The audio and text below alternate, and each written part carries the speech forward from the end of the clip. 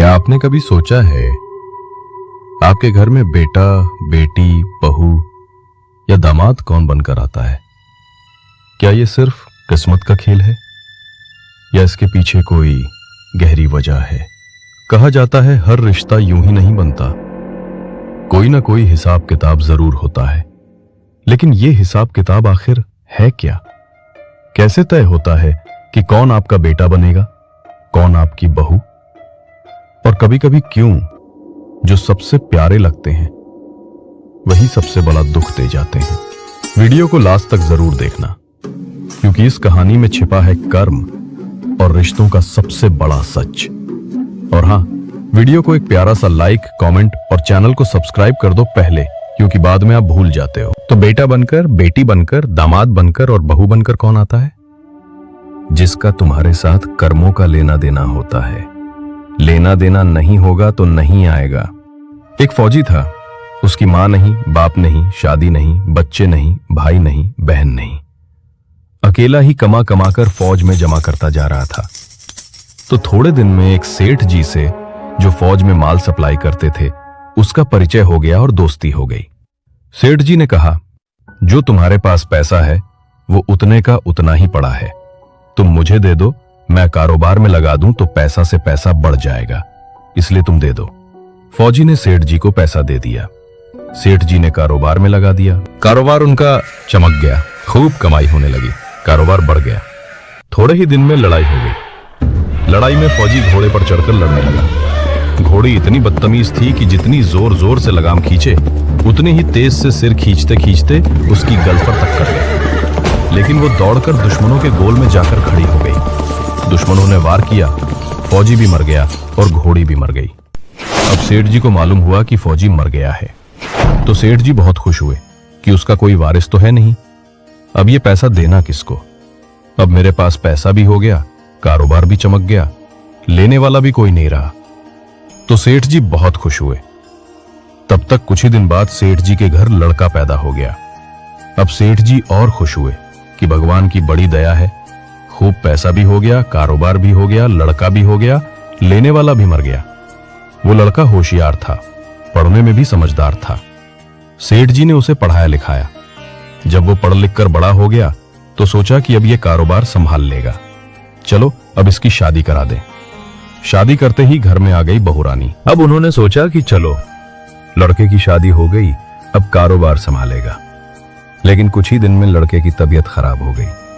अब सेठ जी डॉक्टर के पास, हकीम के पास, वैद्य के पास दौड़ रहे। वैद्य जी जो दे रहे हैं वो दवा खिला रहे हैं, लेकिन दवा असर नहीं कर रही। बीमारी बढ़ती ही जा रही है, पैसा बर्बाद हो रहा है और बीमारी बढ़ती ही जा रही है। रोग कट नहीं रहा, पैसा खूब लग रहा है। अब अंत में डॉक्टर ने कह दिया कि लाइलाज मर्ज हो गया, इसको अब असाध्य रोग हो गया है, ये लड़का 2 दिन में मर जाएगा। डॉक्टर के जवाब देने पर सेठ जी निराश होकर लड़के को लेकर रोते हुए आ रहे थे। रास्ते में एक व्यक्ति मिला। उसने कहा, अरे सेठ जी क्या हुआ, बहुत दुखी लग रहे हो। सेठ जी ने कहा, ये बच्चा जवान था, हमने सोचा था बुढ़ापे में मदद करेगा, अब ये बीमार हो गया शादी होते ही। हमने इसके लिए खूब पैसा लगा दिया, जिसने जितना मांगा उतना दिया। जवाब दे दिया, अब ये नहीं बचेगा, जुरोग हो गया है, लाइलाज मर्ज है, अब ले जाओ घर, 2 दिन में मर जाएगा। आदमी ने कहा, अरे सेठ जी तुम क्यों दिल छोड़ रहे हो, मेरे पड़ोस में वैद्य जी दवा देते हैं, 2 आने की पुड़िया खाकर मुर्दा भी उठकर खड़ा हो जाता है, जल्दी से तुम वैद्य जी की दवा ले आओ। सेठ जी दौड़ कर गए, 2 आने की पुड़िया ले आए और पैसा दे दिया और बच्चे को पुड़िया खिलाई। बच्चा पुड़िया खाते ही मर गया, लड़का गया। अब सेठ जी रो रहे थे, सेठानी भी रो रही थी, और घर में बहुरानी और पूरा गांव भी रो रहा था। गांव में शोर मच गया कि सेठ की बहुरानी जवान उम्र में ही विधवा हो गई और सेठ जी की तो मानो कमर ही टूट गई। पूरे गांव में सन्नाटा छा गया, सब लोग रो रहे थे। तब एक महात्मा जी आ गए। उन्होंने कहा, भाई क्यों रोना धोना? लोग बोले, इस सेठ का एक ही जवान लड़का था, वो भी मर गया, इसलिए सब लोग रो रहे हैं, सब दुखी हो रहे हैं। सेठ जी, रोना क्यों? महाराज, जिसका जवान बेटा मर जाए वो रोएगा नहीं तो क्या करेगा? तो आपको क्यों रोना सेठ? मेरा बेटा मरा तो और किसको रोना? और उसी दिन तो आप बड़े खुश थे।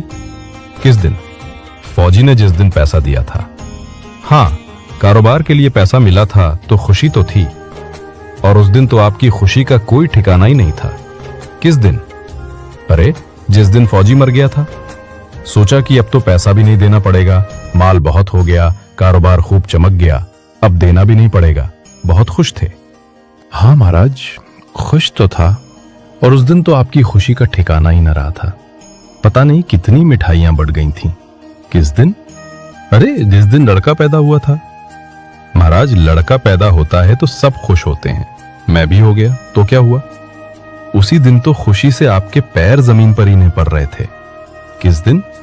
अरे, जिस दिन बेटा ब्याहने जा रहा था। महाराज, बेटा ब्याहने जाता है तो हर आदमी खुश होता है, तो मैं भी खुश हो गया। महात्मा बोले कि तो जब इतनी बार खुश हो गए तो जरा सी बात के लिए रो क्यों रहे हो? जरा सी बात है। अरे सेठ जी, वही फौजी पैसा लेने के लिए बेटा बनकर आ गया। पढ़ने में, लिखने में, खाने में, पहनने में और शौक में, श्रृंगार में जितना लगाना था लगाया।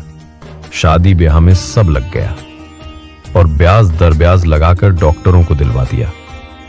अब जब 2 आने पैसे बच गए, वो भी वैद्य जी को दिलवा दिए और पुड़िया खाकर चल दिया। अब कर्मों का लेना देना पूरा हुआ। सेठ जी ने कहा, हमारे साथ तो कर्मों का लेना देना था, चलो हमारे साथ तो जो हुआ सो हुआ। लेकिन वो जवान बहुरानी घर में रो रही है। जवानी में उसको धोखा देकर विधवा बनाकर चला गया। उसका क्या जुर्म था कि उसके साथ ऐसा गुनाह किया? महात्मा बोले, ये वही घोड़ी है जिसने जवानी में उसको धोखा दिया था। इसने भी जवानी में उसको धोखा दे दिया। दोस्तों, कर्मों का हिसाब कोई नहीं रोक सकता। जो हमारा है वो किसी न किसी रूप में लौटकर आता ही है, कभी रिश्ता बनकर, कभी सबक बनकर, और कभी मुक्ति बनकर।